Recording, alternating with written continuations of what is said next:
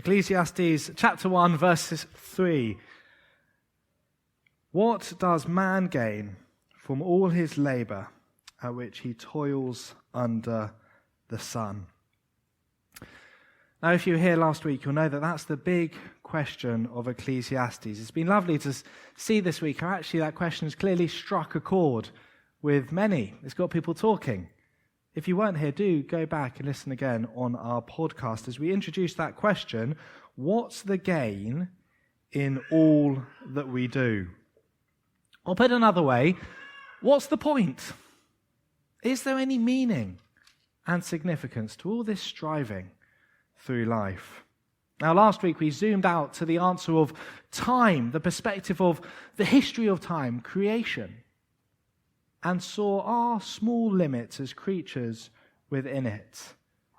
And this week the question hasn't changed, for we could have come out of last week and said, yeah, I see that we've got limits, but, surely I can still find happiness.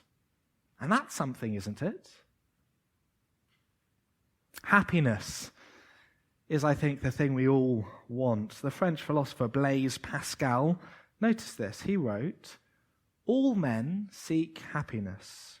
This is without exception. The cause of some going to war and others avoiding it is the same desire in both, to be happy. This is the motive of every action of every man." So I wonder today whether what we've done is to have happiness, whether that's eating breakfast or coming to church or staying in the shower that little bit longer because the kids are fighting downstairs. Happiness. But then also on a grander scale, earning a living, moving home, getting married, carting around the kids, happiness. So I think actually we spend a lot of our time climbing mountains, climbing hills. And not real hills, but hills to some sort of life goal. Some goal is at the top of the hill and we're climbing up to it and it's tough, real tough at times. But we keep going because surely that view from the top, the happiness that it brings, surely that will be worth it. And so we want to hear from those who have reached the top, Elon Musk, Bill Gates, Roger Federer, the lottery winner, the CEO, whoever it is. What's it like? Is it worth it? At the top, is there gain? And today's passage is all about that, this climbing of hills, the hills of life. Chapter 1, verse 12, "I, the teacher, was king over Israel in Jerusalem." Now, whoever's writing this, whether it's Solomon or someone else, clearly Solomon is who they want us to think of. And along with Solomon, he's got those unmatched resources, that unmatched wisdom, the wealth, the power, the fame. And he sets off on this quest, this exploration of life, to try and use his unmatched resources to climb these hills of life, to try and answer that big question of gain for us. So that actually whatever hill we're trying to climb, whatever goal we're striving after, it's as if he can say, I've been there, I've done that, I've seen the view right from the top, and so you can trust me when I say, verse 14, I have seen all the things that are done under the sun, all of them are meaningless, are chasing after the winds. Now, if you were here last week, you'll know that I don't think meaningless is the best word here, but we talked about breath, vapor, and the thing it said smoke, something temporary and ungraspable. Chasing after the wind is the perfect example. You can't get hold onto the wind as much as you chase it. It can't deliver that lasting happiness. In fact, actually, the opposite. So whatever hill we're climbing, it's not going to be able to hold on to that happiness, that lasting happiness forever. Well, that's the conclusion of the teacher, but we need to be convinced. So let's join him on this journey. And the first hill is the hill of wisdom. Hill number 1. Chapter 1, verse 16. He enrolls himself in Jerusalem University, studies, grows in knowledge, takes every module, passes every exam, moves on to doctorate studies, becomes a professor, and then Verse 16, he's increased in wisdom more than anyone who has ruled over Jerusalem before me. So he expands his study, starts to question the understanding of wisdom itself. We might call that philosophy. But not just wisdom, the opposite, madness and folly. All those hours in the library, though, what do they lead to? What were they? A chasing after the winds. It couldn't deliver that lasting happiness. In fact, the opposite, verse 18, for with much wisdom comes much sorrow. The more knowledge, the more grief.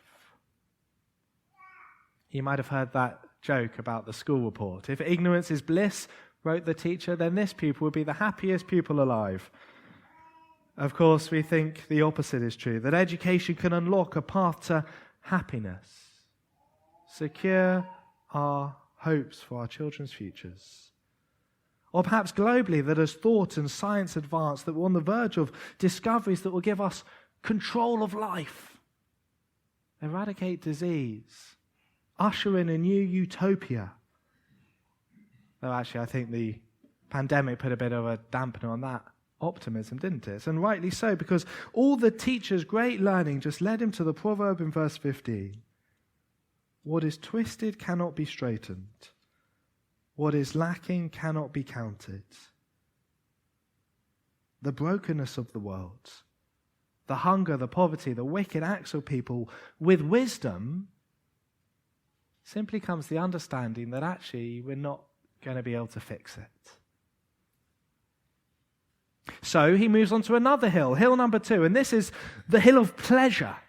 Chapter 2, he hits the town, hits the comedy shows, verse 2, and the wine bars, verse 3, the hottest tickets in town. He cheers himself with the most expensive bottles. He embraces folly. But this too, breath. Verse 2, what does pleasure accomplish, he asks, in the cool light of day when the distractions are gone but the life's problems remain? So he turns to hill number 3, and this one's work. Great projects, verse 4, that would bring, surely they would bring lasting happiness. Building houses, planting vineyards and gardens and parks. Parks is a really interesting one because it's the word that we get paradise from. And in his parks are all kinds of fruit trees and, verse 6, reservoirs to water groves of flourishing trees. Suddenly sounds like paradise. Like Solomon trying to recreate Eden. And he's climbing lots of hills at once at this point, hoarding possessions, and some of them are downright wrong. Verse 7, male and female slaves, as well as herds and flocks more than anyone else, silver and gold, treasure, and entertainment, men and women singers, verse 8. I was reading about that Beyonce concert in Cardiff this week. Apparently kind of unimaginably spectacular. We can imagine Solomon flying in Beyonce for his birthday. And of course, sex. A harem, verse 8. Solomon's 1,000 women, every fantasy fulfilled. Verse 9. I became greater by far than anyone in Jerusalem before me. He climbed every hill higher than we could. In all this, my wisdom stayed with me. I think that just means that he was kind of analyzing, thinking about it all as he went along. Verse 10, I denied myself nothing my eyes desired. I refused my heart no pleasure. My heart took delight, though, in all my work. So there is goodness, there is delight. And this was the reward for all my labor. There was good in there. The good things were good and enjoyable. Yet, verse 11, when I surveyed all that my hands had done and what I had toiled to achieve more than any of us ever will, everything was breath, a chasing after the wind. Nothing was gained under the sun. He didn't find what he was looking for. That lasting satisfaction, that happiness, elusive. Every hill trying to build heaven on earth, diminishing returns. If I can just get that new job, just finish sorting out the house, just get the baby to sleep through the night, then life will be good. Heaven just over the horizon. But the teacher looks down from the summit and he says, I can see the view. It won't deliver what you think it will. It's not all you think. The actor Jim Carrey once said, I think everyone should get rich and famous and do everything they ever dreamed of so that they can see that it's not the answer. If we had time, I could bring loads of examples of celebrities or business people who always wanted more, always kept on climbing all the mountains, but never found happiness.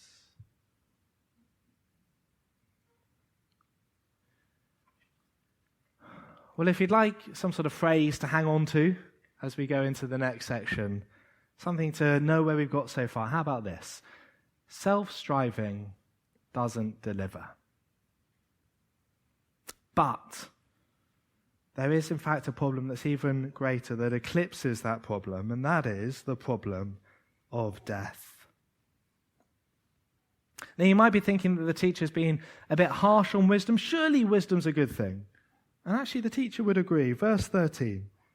I saw that wisdom is better than folly, just as light is better than darkness. The wise man has eyes in his head, while the fool walks in darkness. So yes, wisdom is clearly better. But, and there's a but I came to realize that the same fate overtakes them both. The wise person, the foolish person, both breath. Verse 16, for the wise man, like the fool, will not be long remembered. In the days to come, both will be forgotten. Like the fool, the wise man too must die. Now remember, the focus here is on life under the sun. Clearly, there's lots to say about, life into eternity, wisdom that lasts into eternity. But here, from the point of view under the sun, wisdom can't fix the problem. Wisdom can't solve death. The wise person dies just like the fool. All those hours in the library, the hard toil at work, the great projects, the hoarded possessions. Well, when death comes, Solomon's no different to the sluggard. One man who realized this was the Russian aristocrat and author Leo Tolstoy. He was a bit like Solomon of his day. He wanted to find out what life was all about, and he had the kind of resources to do it. And he did so deliberately.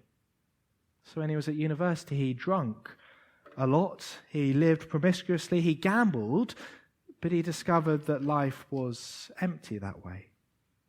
So he turned to relationships. He married a loving wife. He had 13 children. I mean, he doesn't do things in half, does he, Tolstoy? But it wasn't as fulfilling as he hoped.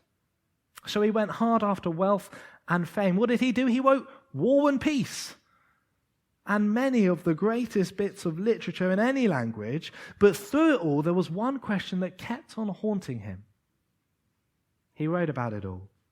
And he wrote, is there any meaning in my life that will not be annihilated by the inevitability of death that awaits me? And actually that question even drove him close to suicide.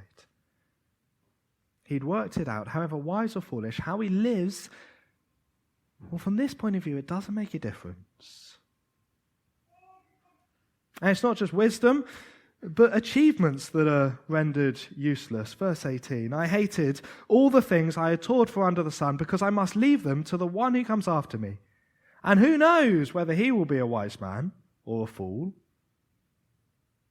Yet he will have control over all the work into which I have poured my effort and skill under the sun. This too is breath. All that hard work. And it was hard work. In verse 22, it's quite something, the way he describes it. All the toil and anxious striving with which he labors under the sun. All his days, his work is pain and grief. Even at night, his mind does not rest. If work were easy, then it wouldn't really be a problem, would it? But this anxious striving, is it worth it? Just to leave all that you work for to someone who might be a fool. You know, it's possible to spend a lifetime trying to benefit the world by working on how to split the atom, just for a future generation to use it to kill millions or thousands. It's possible to build a large gospel-centered church just for the next generation to preach a different message. It's possible to get great wealth and leave it to the grandchildren, but just end up spoiling those that you were trying to bless. The teacher, he wants us to just stop and pause. Pause all our distractions and all our consuming climbness of these hills and take a moment to just remember the breadthness of it all. Suddenly, we've come much closer to remembering death this week as Kathy has passed into heaven. But it is a good thing just to not run back to all those distractions, but just to take a moment to be confronted with the reality, because it just readies us for what the teacher can then say next. It's like he's done the demolition work and now he can build up what is actually good. That self-striving doesn't deliver and death makes it all a breath, but now he can show us what is lasting happiness. So let's turn to the positive bit, verse 24 of chapter 2. A man can do nothing better than to eat and drink and find satisfaction in his work. This too I see is from the hand of God, for without him, who can eat or find enjoyment? If you were here last week, we introduced the phrase, gifts not gain. That actually it's about God's gifts, not gain. You see, the teacher, he finally stopped his striving, his climbing all these hills, and once he did, he finally discovered a change in perspective. He discovered an acceptance that actually the pursuits of life, eating, drinking, whatever it is, that they're not going to satisfy every longing and bring lasting happiness to our lives. He finally stopped striving after happiness, and paradoxically, that's when he was able to discover happiness. He learnt to pursue God's blessings as quite simply just that, God's blessings. So let's just take an example of food and drink, for example.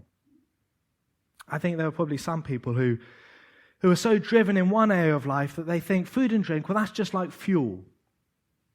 Perhaps for someone else, food and drink is more like the way of getting through the stresses of the day. But what if actually food and drink aren't tools, but simply daily pleasures that we ungratefully overlook? Or what about work?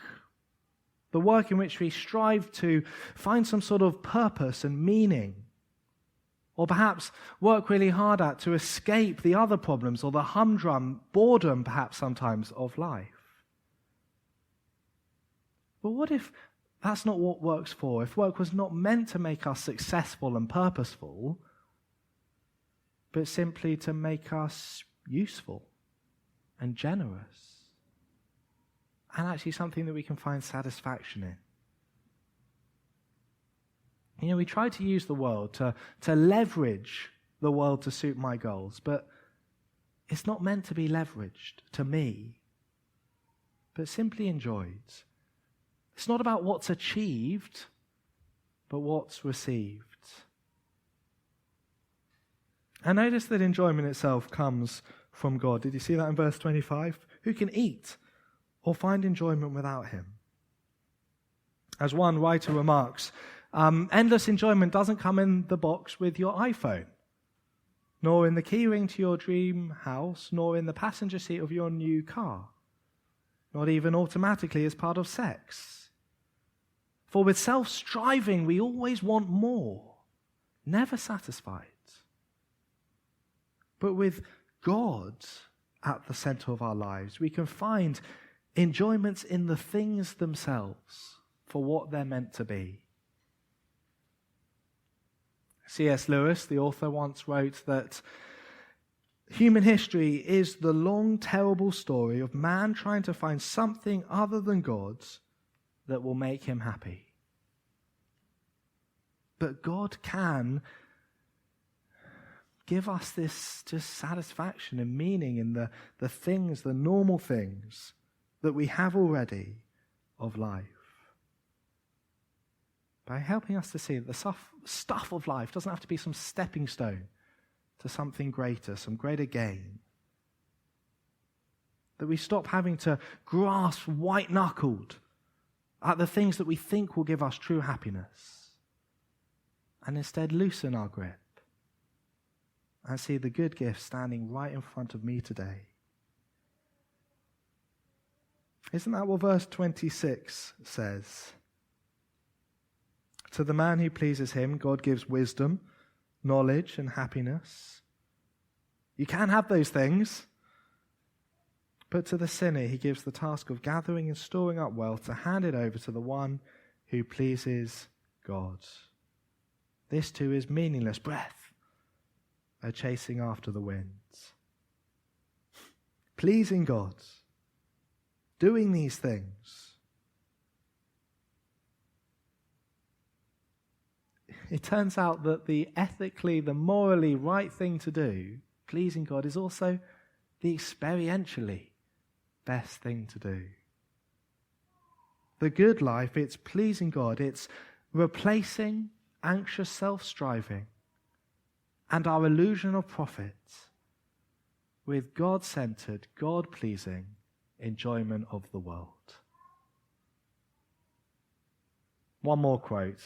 Maybe too many quotes today. Charles Simeon, the 19th century vicar, he summed it up, I think, well. It's a little bit of a brain teaser, this one, but, think about it in the week.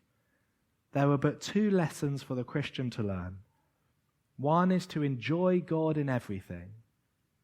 The other lesson is to enjoy everything in God. That's what Ecclesiastes is trying to do. But then as we finish, one final thing that I want you to notice, and that is right at the end, that bit that I just read. Did you see who it is who actually ends up with gain? That big question, who gets gain? There is someone who gets gain. Verse 26, I'll read it again. To the man who pleases God, to the person who pleases God, God gives wisdom, knowledge, and happiness. But to the sinner, he gives the task of gathering and storing up wealth to hand it over to the one who pleases God. Did you see it? Who gets it? Who gets the gain? The sinner gathers and stores wealth like the farmer in Jesus' parable, bigger and bigger barns for his stuff. But the one who pleases God, he ends up getting it.